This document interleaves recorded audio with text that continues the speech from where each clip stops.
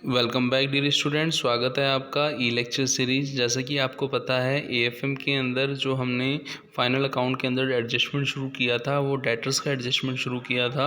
और डेटर्स के एडजस्टमेंट पे हमने सबसे पहले जो एडजस्टमेंट पढ़ा था वो डेटर्स पर क्या था, provision for bad and doubtful debts. और मैंने आपको बोला था कि डेटर्स पर एक एडजस्टमेंट और पढ़ेंगे जो क्या है, provision for discount on debtors. तो यहाँ पे आप ये देखें, डिस्काउंट ऑन डेटर्स या डिस्काउंट ऑन क्रेडिटर्स। जो फर्स्ट एडजस्टमेंट है वो डेटर्स पर है, सेकंड एडजस्टमेंट है जो क्रेडिटर्स पे है। ये सब चीज़ें आपने पढ़ी हुई हैं। आपको याद हो डिस्काउंट ऑन डेटर्स जब आप बोलते थे तो इसका मतलब है डिस्काउंट अलाउड की आप बात कर रहे हो। डिस्काउंट ऑन क्रेडिटर की बात करें तो इसका मतलब आप डिस्काउंट रिसीव्ड की बात कर रहे हो। तो यहाँ पे जो फर्स्ट एडजस्टमेंट रहेगा, एडजस्टमेंट नंबर 8 जो सीरियल नंबर में है, provision for discount on debtors, का मतलब हम यहाँ डिस्काउंट अलाउड की बात करेंगे। और जो आपका सेकंड एडजस्टमेंट रहेगा, adjustment number 9 provision for discount on creditors, का मतलब है डिस्काउंट रिसीव्ड की हम बात करेंगे। तो सबसे पहले मैं आपको याद दिला देता हूँ, जब हम डिस्काउंट की बात करते थे तो होता क्या था कि हमें बिज़नेस के अंदर जो कस्टमर्स होते हैं उनको कुछ पेमेंट जल्दी लेने के लिए हमें क्या देना पड़ता है, डिस्काउंट देना पड़ता है, जिसको हम कैश डिस्काउंट भी बोलते थे। डिस्काउंट के टाइप भी थे, आपको याद हो, एक तो था आपका ट्रेड डिस्काउंट, दूसरा क्या था, कैश डिस्काउंट। तो यहाँ पे हम खाली कैश डिस्काउंट की ही बात कर रहे हैं।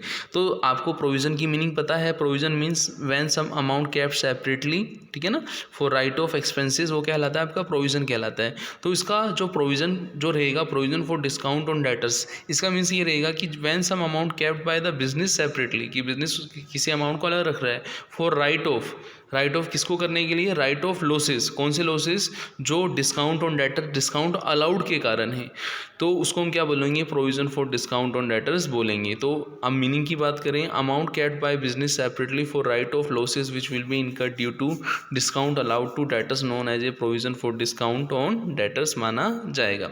फिर हम बात करेंगे डिस्काउंट जो अलाउड करते हैं। आपको याद हो तो मैंने आपको बोला था, जब कैश रिसीव करते हैं तो कैश अकाउंट डेबिट, डिस्काउंट भी डेबिट होता है। कैश और डिस्काउंट जीवंस आती हैं, याद हो आपको, cash account debit, discount account debit to debtors.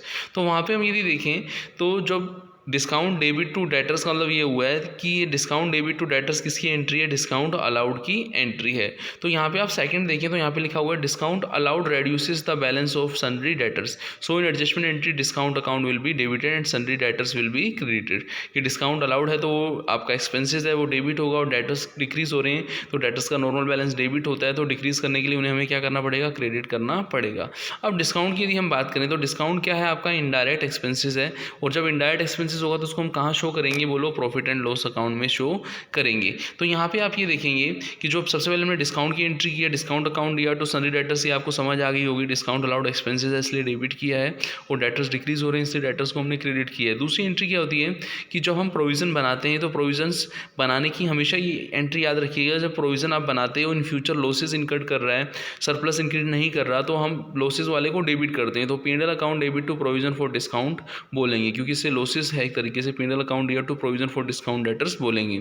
अब यहाँ पे यदि हम बात करें, हमने प्रोविज़न बना लिया है तो discount on debtors, discount allowed को और हम प्रोविज़न में ट्रांसफर करेंगे, तो एंट्री क्या होगी, provision for discount on debtors account debit to discount on debtors होगी। इसका मतलब जो discount on debtors, discount allowed का अमाउंट था उसको हमने प्रोविज़न से क्या कर लिया, राइट ऑफ कर लिया है। अब हम बात करेंगे फाइनल अकाउंट की, प्रेजेंटेशन इन फाइनल अकाउंट की हम बात करेंगे।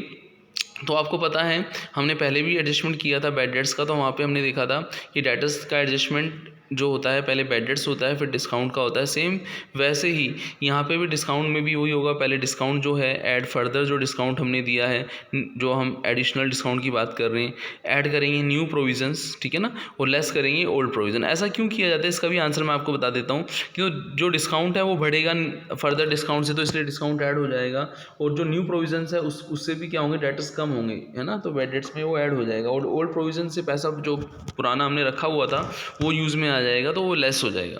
तो इसलिए हम क्या करते हैं, न्यू प्रोविज़न को ऐड करते हैं, फर्दर डिस्काउंट को ऐड करते हैं, और ओल्ड जो है आपका प्रोविज़न जो डिस्काउंट का उसको क्या करते हैं, लेस करते हैं।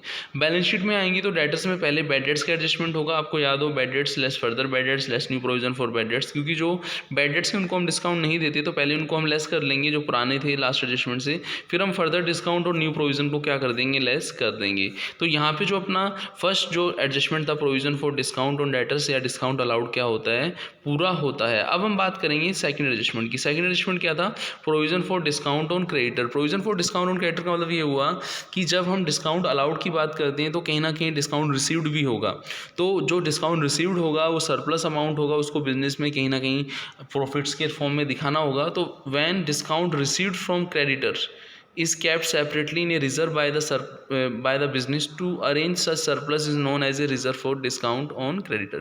कि जब डिस्काउंट ऑन क्रेडिटर है उसका पैसा हम रखते हैं, कहीं इसको प्रोविजंस बोलते हैं, प्रोविजन में नेगेटिव करके दिखाते हैं, हम यहाँ पे इसको प्रोविजंस की बजाय रिजर्व भी बोल सकते हैं, क्योंकि हम उसको नेगेटिव करके नहीं दिखाना चाहते तो हम रिजर्व भी बोल सकते हैं। अब जब हम डिस्काउंट रिसीव करेंगे तो आपको याद हो डिस्काउंट रिसीव करने से क्या होगा, जो क्रेडिटर्स हैं, जैसे आपको याद हो हम एंट्री करते थे किसी को पेमेंट किया है तो creditor account debit to cash to discount, वही बात आ गई।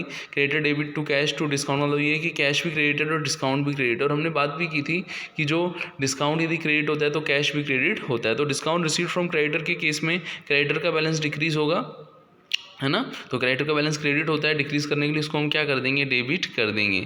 अब यहाँ पे आप ये देखें तो यहाँ पे एंट्री भी अब आपको समझ आ जाएगी कि sundry creditors account debit to discount जो किया है वो इसलिए किया कि जब हम क्रेडिटर को पेमेंट करेंगे तो क्रेडिटर डिक्रीज होने के कारण डेबिट होगा, टू डिस्काउंट रिसीव्ड है वो क्रेडिट होगा और टू कैश क्या होगा, क्रेडिट होगा।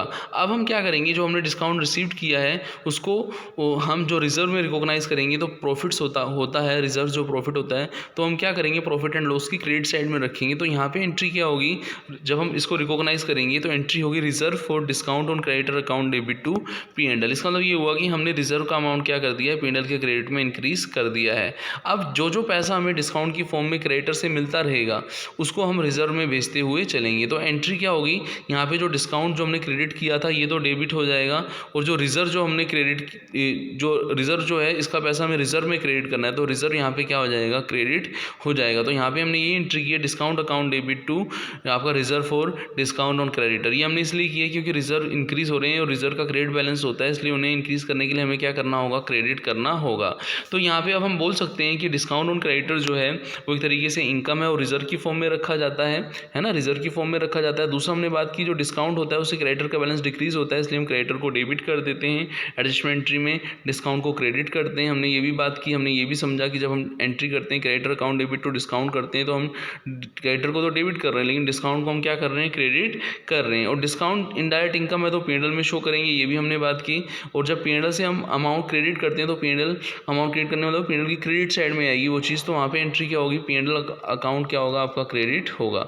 तो हम क्या करते हैं इस सिचुएशन में, P&L का जो अमाउंट क्रेडिट किया था reserve account debit to P&L करके उस अमाउंट को क्रेडिट कर देते हैं। बैलेंस शीट और आपका इनकम स्टेटमेंट की बात करते हैं तो यहाँ पे हमने देखा कि जैसे डिस्काउंट का एडजस्टमेंट डेबिट में होता था, डिस्काउंट अलाउड का, तो डिस्काउंट रिसीव का एडजस्टमेंट कहाँ होता था, कहाँ होगा, आपका क्रेडिट में होगा। तो यहाँ पे हमने क्रेडिट साइड में बाय डिस्काउंट लिखा है, वही जहाँ फर्दर डिस्काउंट लिखते थे ऐड फर्दर डिस्काउंट रिसीव्ड लिखा है, वहाँ न्यू प्रोविजन लिखते थे यहाँ ऐड न्यू प्रोविजन लिखा है, वहाँ लेस ओल्ड प्रोविजन करते थे यहाँ लेस ओल्ड प्रोविजन किया है। ऐसे ही बैलेंस शीट में जहाँ हम डिस्काउंट ऑन डेटर्स में एडजस्टमेंट करते थे, यहाँ इसका एडजस्टमेंट हम किस में कर रहे हैं, बोलो, क्रेडिटर में कर रहे हैं। क्रेडिटर में से हमने वही जहाँ डेटर्स में से फर्दर डिस्काउंट को लेस करते थे यहाँ क्रेडिटर में से लेस कर दिया है, वहाँ न्यू प्रोविजन को ऐड करते थे डेटर्स में से करंट असेट्स में, यहाँ करंट लायबिलिटीज में क्रेडिटर में से हमने क्या किया है, लेस किया है। तो इस तरीके से हमने यहाँ पे एडजस्टमेंट को क्या किया है, कंप्लीट किया है। इस एडजस्टमेंट के अंदर हमने यही सीखा है कि जब हम प्रोविज़न फॉर डिस्काउंट, जिसको हम रिजर्व भी बोलते हैं,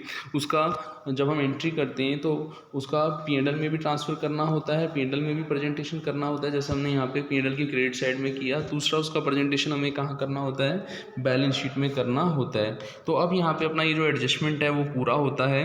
हमने इस एडजस्टमेंट के अंदर यही पढ़ा है कि जो डिस्काउंट अलाउड जो था और जो डिस्काउंट रिसीव्ड था, यहाँ पे डिस्काउंट अलाउड को हमने provision for discount on debtors बोला है, और जो डिस्काउंट रिसीव्ड का उसको हमने क्या बोला है, reserve for discount on creditor बोला है।